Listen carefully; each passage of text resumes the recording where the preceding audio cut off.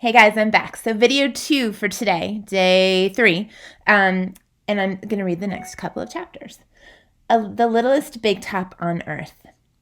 My neighbors here at the Big Top Mall know many tricks. They are an educated lot, more accomplished than I am. One of my neighbors plays baseball, although she is a chicken. Another drives a fire truck, although he is a rabbit. I used to have a neighbor, a sleek and thoughtful seal, who could balance a ball on her nose from dawn until dusk. Her voice was like a throaty bark of a dog, chained outside on a cold night. Children wished on pennies and tossed them into her plastic pool. They glowed on the bottom like flat copper stones. The seal was hungry one day, or bored perhaps, so she ate 100 pennies. Max said she'd be fine. He was mistaken. Matt calls our show The Littlest Big Top on Earth. Every day at 2, 4, and 7, humans fan themselves, drink sodas, and applaud. Babies wail. Mac, dressed like a clown, pedals a tiny bike. A dog named Snickers rides on Stella's back. Stella sits on a stool. It is a very sturdy, strong stool. I don't do any tricks. Max says it's enough for me to be. Stella told me that some circuses move from town to town. They have humans who dangle on ropes twining from the tops of tents.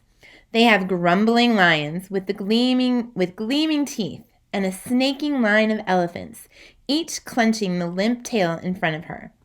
The elephants look far off into the distance so that they won't see the humans who want to see them. Our circus doesn't migrate. Migrate is another word for moving from place to place, moving around. We sit here where we are, like an old beast too tired to push on. After our show, humans forage, shop, through the stores. Hunt, forage, hunt.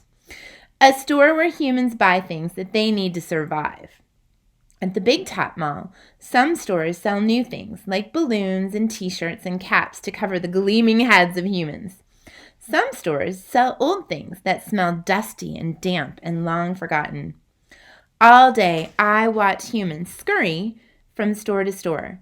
They pass their green paper, dry as old leaves and smelling of 1,000 hands, back and forth again and again.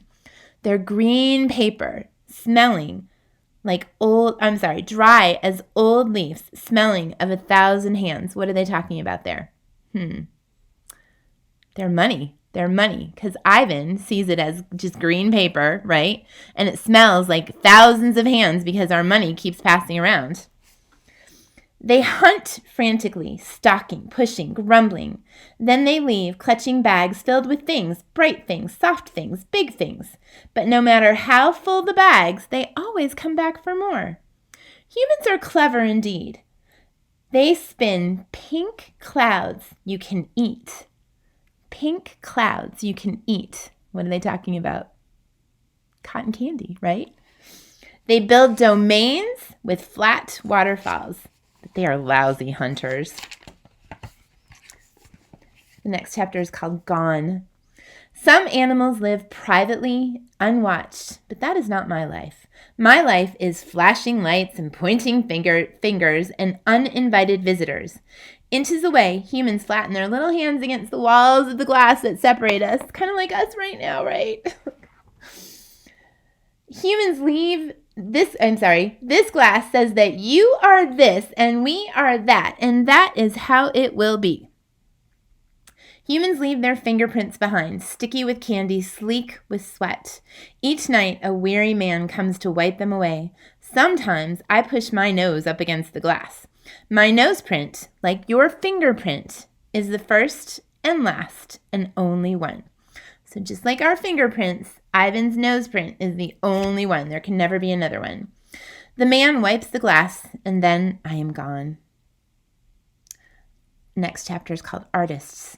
Ooh, this is something we need to know about Ivan. Here in my domain, I do not have much to do. Okay, remember the one I told you about what a me-ball was? We're about to hear about our first one. A me-ball. A me-ball, for those of you who have forgotten, but I bet you haven't, is, how did they say it in here? Let me go back to my glossary. A me-ball. Dried poop that he throws at observers. Here in my domain, I do not have much to do. You can only throw so many meatballs at humans before you get bored. A meatball is made by rolling up dung, poop, until it's the size of a small apple, and then letting it dry. I always keep a few on hand. Oh, for some reasons, my visitors never seem to carry any. In my domain, I have a tire swing, a baseball, a tiny plastic pool filled with dirty water, and even an old TV. I have a stuffed toy gorilla, too. Julia, the daughter of the weary old man who cleans my mall each night, gave it to me.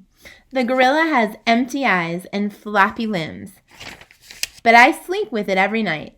I call it Not Tag. Tag was my twin sister's name. Julia is 10 years old. She has hair like black glass and a wide half-moon smile. She and I have a lot in common. We are both great apes, and we are both artists. It was Julia who gave me my first crayon, a stubby blue one, slipped through the broken spot in my glass along with a folded piece of paper. I knew what to do with it. I'd watched Julia draw. When I dragged the crayon across the paper, it left a trail in its wake like a slithering blue snake. Julia's drawings are wild with color and movement. She draws things that aren't real, clouds that smile and cars that swim. She draws until her crayon breaks and her paper rips. Her pictures are like pieces of a dream. I love that. Her pictures are like pieces of a dream. I can't draw dreamy pictures. I never remember my dreams, although I sometimes awaken with my fists clenched and my heart hammering. Clenched fists, really tight fists. My drawings seem pale and timid next to Julia's. She draws the ideas in her head. I draw things in my cage, simple items that fill my days. An apple core, a banana peel, a candy wrapper. I often eat my subjects before I draw them. But even though I draw the same things over and over again, I never get bored with my art. When I'm drawing, that's all I think about. I don't think about where I am, about yesterday or tomorrow. I just move my crayon across the paper. Humans don't always seem to recognize what I've drawn. They squint, cock their heads, and they murmur. I draw a banana, a perfectly lovely banana. And they say, "It's a yellow airplane," or "It's a duck without wings." That's all right. I'm not drawing for them. I'm drawing for me. Max soon realizes that people will pay for a picture made by a gorilla, even if they don't know what it is. Now I draw every day.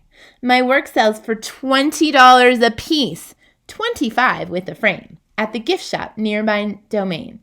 If I get tired and need a break, I eat my crayons. There's some of his pictures right there. All right, that's where we're going to stop today. We do need to add Julia to my list of characters here because she's going to be an important character that we need to know about too. So Julia is the cleaner's daughter. So cleaner's daughter, he's the man who comes and cleans the mall each night, and Julia comes along with. And she usually sits and visits with Ivan while Dad is doing the cleaning. We also need to talk about the fact that we now know that Ivan, my list about things I know about Ivan, he is an artist, right? So he is an artist. So that's something else we know. Okay, I'm going to stop for there. I'm going to stop right there for today.